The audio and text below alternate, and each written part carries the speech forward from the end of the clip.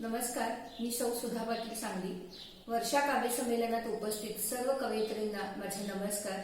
त्याचप्रमाणे हा सुवर्णयोग ज्यांनी घडवून आणला ते आपले सर्वांचे लाडके मोहन काका यांना नम्र अभिवादन करून मी माझ्या काव्य वाचनास सुरुवात करते. माझ्या कवितेचं नाव आहे एकदा पावसात. एकदा पावसात भिजून बघ, मनसोक्त त्याला लपेटून बघ. तो कोसळतो धरावर, आठवणी तरंगतात मनावर. तो मोरपिसी क्षण पुन्हा पुन्हा आठवून रोमांच उभारतो तनावर. म्हणूनच एकदा पावसात भिजून बघ. दूरवर त्या डोंगरावर तो कोसळतो, क्षितिजावर आनंदाने उधळतो आणि धरतीला प्रेमामृत पाजतो.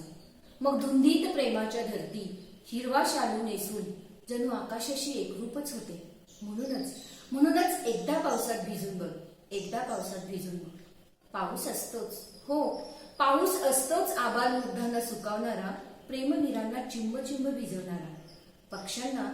पक्ष्यांना पंखावर पाऊस घेऊन आनंदाने घिरट्या घ्यायला लावणारा. मोराला आनंदाने नाचायला सांगणारा. आणि मानवी मनाला भिजवून चिंब चिंब भिजवून शांत करणारा. म्हणूनच एकदा पावसात भिजून बघ, एकदा पावसात भिजून बघ. तो कोसळतो बेधुंद होऊन आणि जातो सृष्टीला चैतन्य देऊन. तुझं माझं साऱ्यांचं गुपित ओलचिंब करून. म्हणूनच एकदा पावसात भिजून बघ, एकदा पावसात भिजून बघ. मस्त त्याला लपेटून बघ, मस्त त्याला लपेटून बघ. धन्यवाद.